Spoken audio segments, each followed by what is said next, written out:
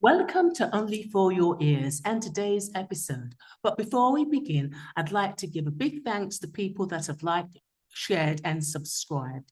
This is very much appreciated. Now for today's episode, The Griffin by the Brother Grimes, which I've renamed as A Peasant Becomes the Jewel in the Crown. The structure is the same, starting off with a brief summary where I'll digress on a few highlighted sentences, then give a brief reflection with a pearl of wisdom. We'll move on to my critical review on how this fairy tale parallels in today's society, using a documentary to illustrate that. And then the last but not least, the trigger points and my quote.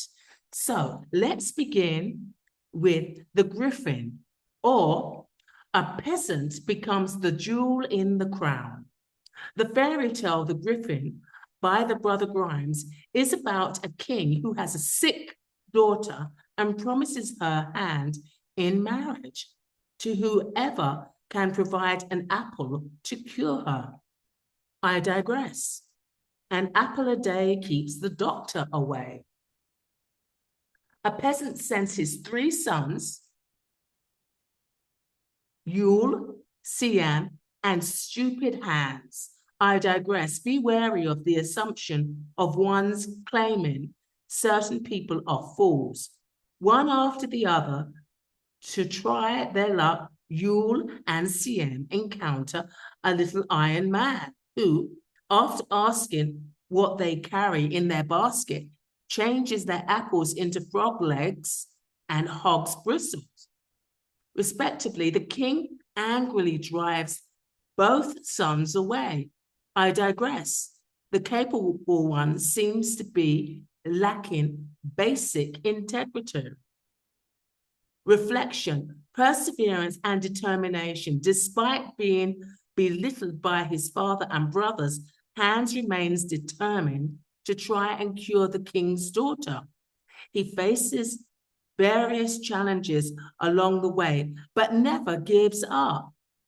This perseverance eventually leads to his success in winning the princess' hand in marriage and becoming king. The pearl of wisdom here is the assumption, or the assumed stupid one makes a fool out of everybody else by becoming the most admired one of them all. When Hans goes, he meets the Iron Man, who ensures that Hans' apples will remain as they are. I digress. I guess he had the wisdom of speaking the truth. Not so stupid after all, and capable of learning too. The king's daughter is cured after eating the apples, but the king refuses to let Hans marry her until he completes several tasks, always having to prove something. I digress. The king doubts the peasant boy's ability and worthiness to be deserving of his offspring. With the help of the Iron Man, Han creates a boat that moves quickly on dry land, successfully herds 100 hares, and obtains a feather from the griffin's tail. I digress. What is a griffin? It is a mythological animal that is half eagle and lion. Such a creature could be found or seen on Galapagos Island, if real, but I just said it's mythological. Now, the pearl of wisdom here is the steel man's ability to see through Hans. He knew that Hans was basically a genuine person and not necessarily stupid, but he was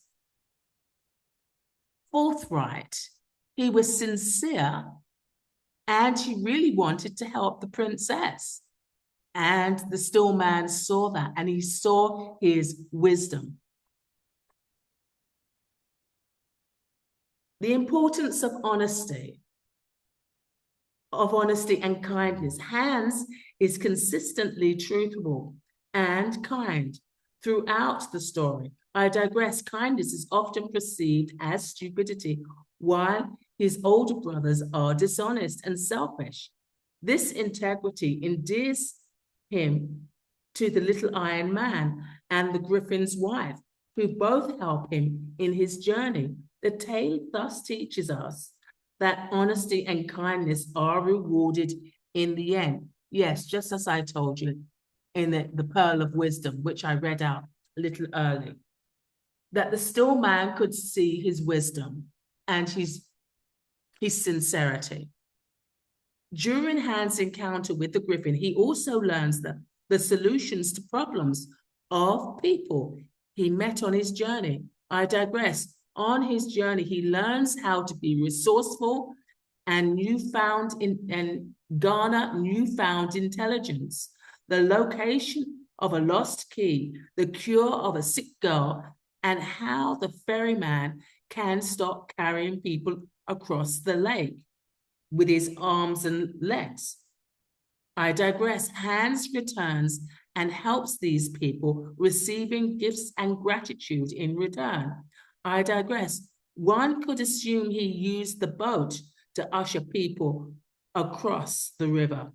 Finally, Hans returns to the king, having completed all the tasks.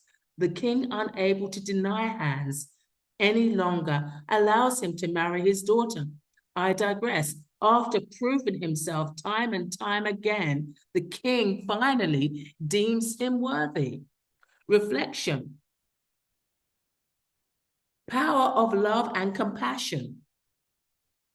Actions bring about positive change for several characters in the story, including the king's daughter.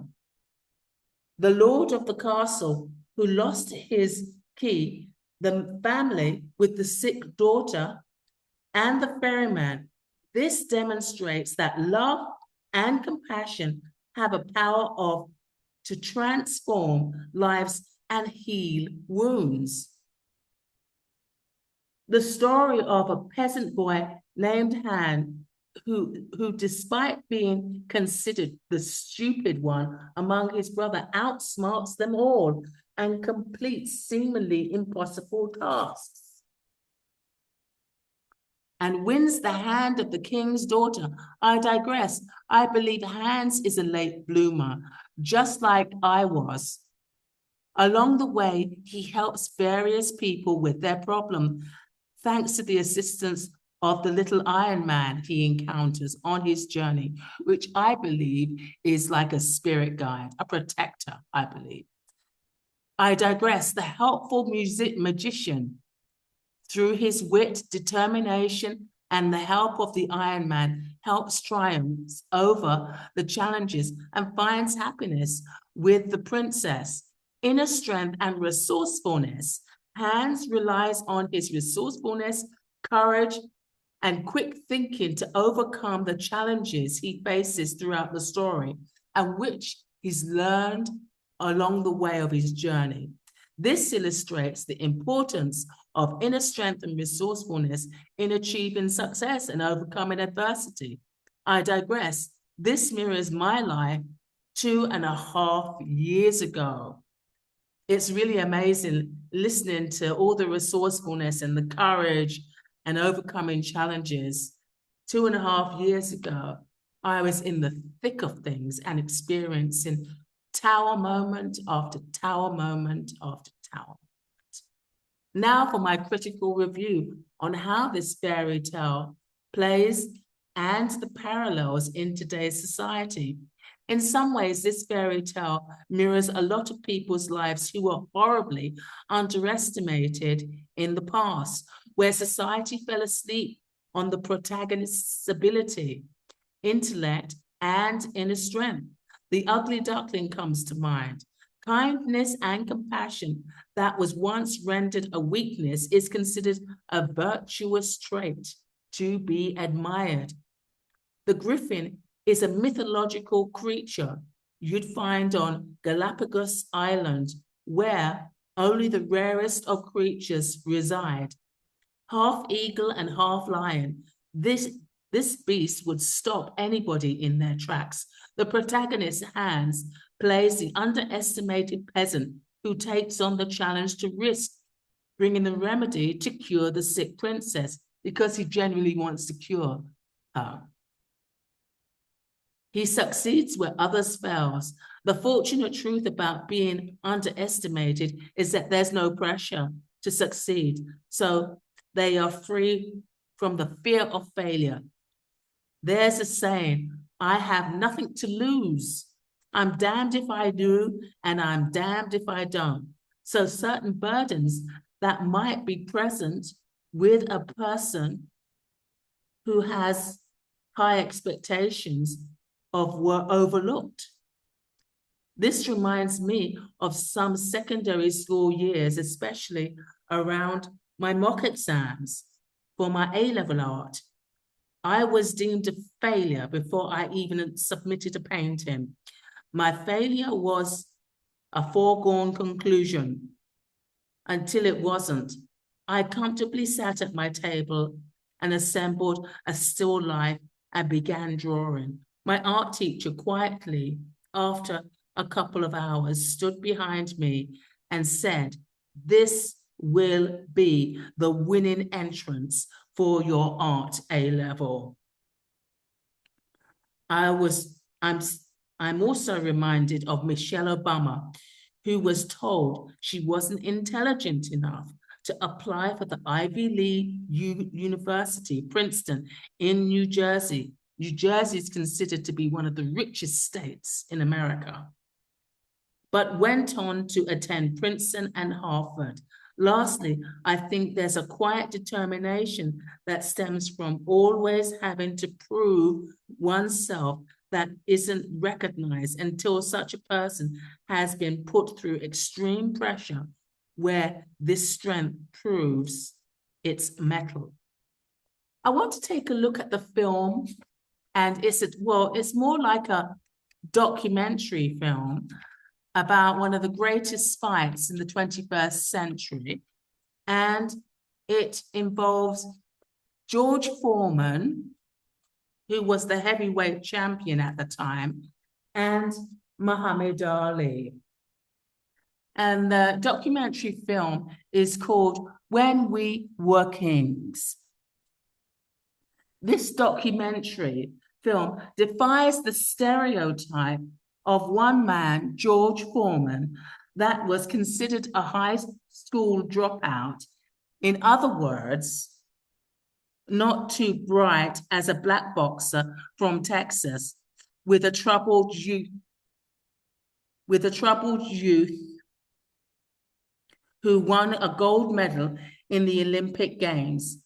He was known as the three-round wonder with a magnificent physique who could beat anybody until he met Muhammad Ali in the biggest fight of the 20th century in Zaire, Africa, and was taken to an 8-round thriller that changed both boxers' lives. Ali was a civil rights role model from Kentucky. His mother was a teacher, so he was very educated, although he suffered from dyslexia. He was, as I said, a bright man and a smart boxer, unusual based on the boxing industry. He was a master as a communicator and brilliant at playing the inside game and the outside game of marketing and publicity. He was amazing. And he got the whole of Zaire to support him and be on his side because he told them what he was going to do with the money and how he was going to spend that money in Zaire for hospitals and education and the likes to help these people. He took advantage of Foreman's lack of mental stamina and took the sluggish fighter to a full 8 rounds. It was supposed to be 13 rounds, and stunned Foreman with a couple of surprising jabs and knocked him out cold. Ali's strategy to defeat a competitor that could have easily squashed him like a fly, played like a chess champion, and defeated Foreman. Quick note, Foreman went on to have a spiritual awakening and 2-year depression. When he emerged, he created a style of boxing that is admired and practiced by Ali's daughter. Muhammad Ali's daughter actually practiced this style of boxing, and it's considered to be one of the safest methods of boxing. Can you imagine that?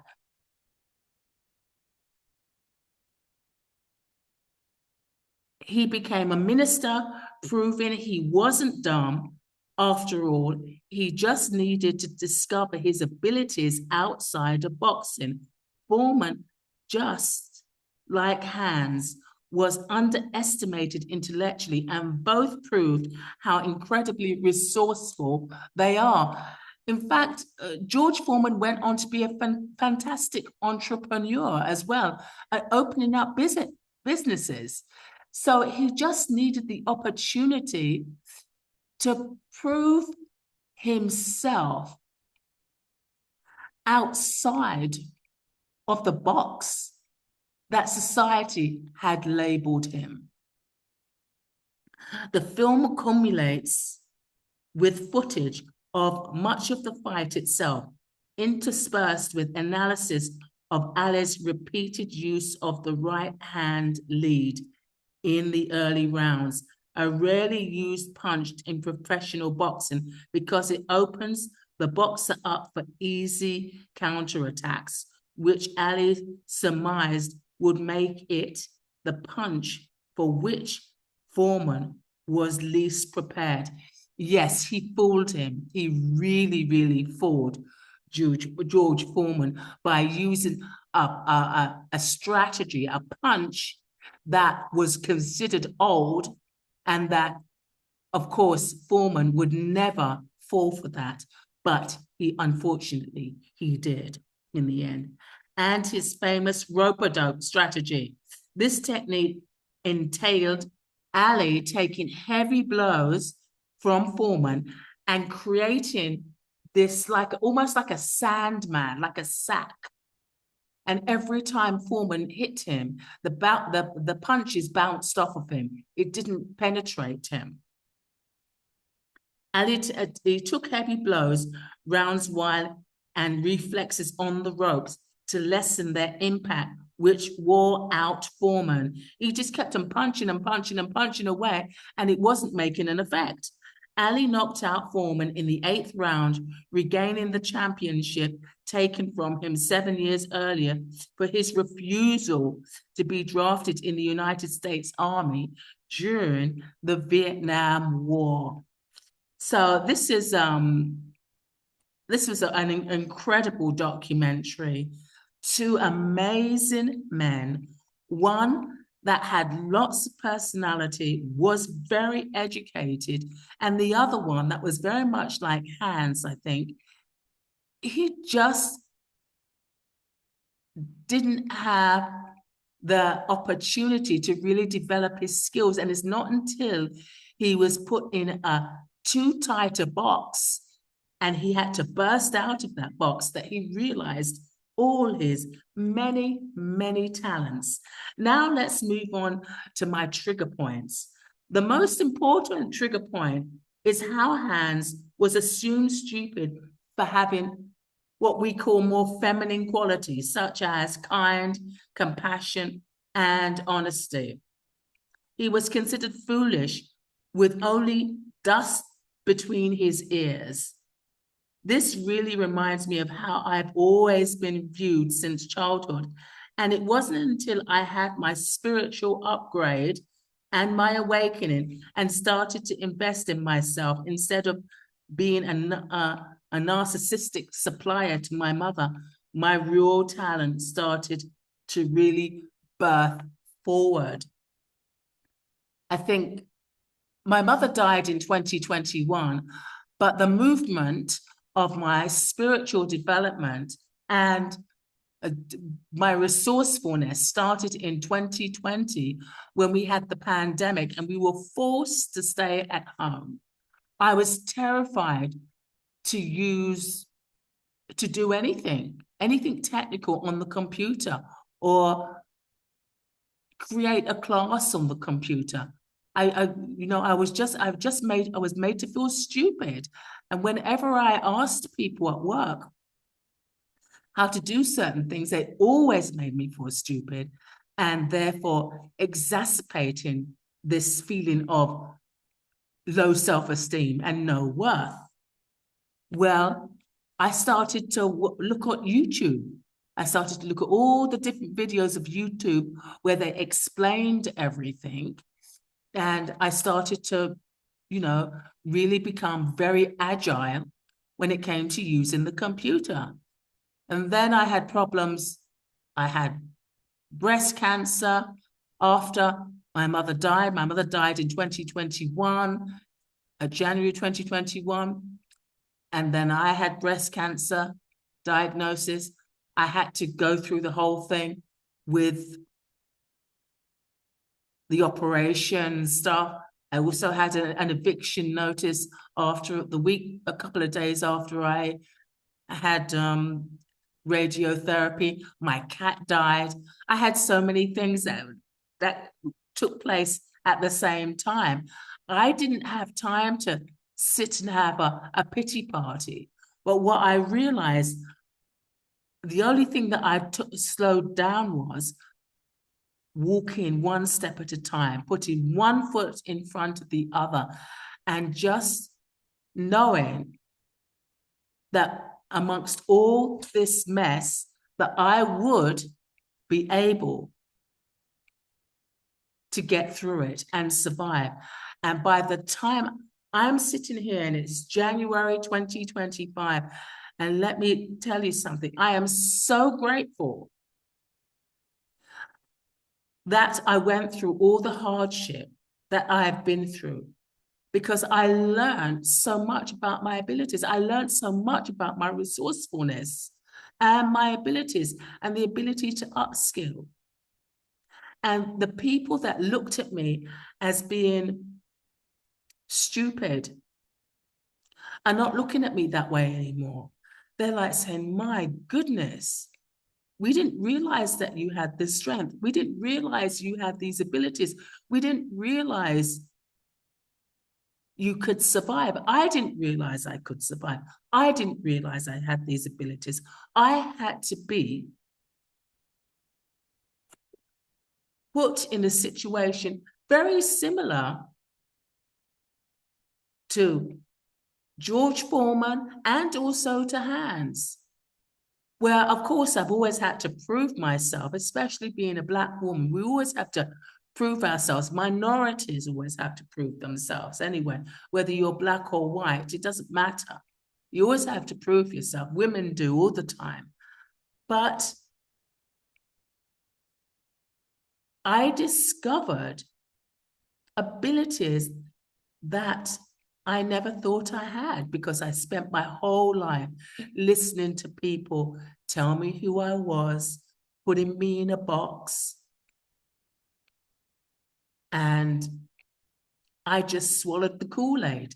Kool-Aid is like an artificial flavored drink. And I just swallowed that and believed it. And when I tell you I'm sitting here in January 2025, almost the end of January, I said, I am so proud of myself. And I'm so proud that I invested in myself. I'm so proud that I learned to like and love myself. The love thing is still very hard, but I'm on my way. I'm so proud of how far I've come, because I had the courage to believe in myself, even though it was as small as a mustard seed of belief, to believe in myself and invest in myself, because I knew nobody else was going to do it. And it's the same thing what happened with Hans, and it's the same thing that happened with George Foreman. So that's the end of today's episode. Thank you very much. And I'd like to leave with my quote: healing is a lifelong gift, blessing, and lesson we give ourselves, mind, body, and soul. Healing is a lifelong lesson, blessing, and gift we give ourselves, mind, body, and soul. Goodbye. Until next time.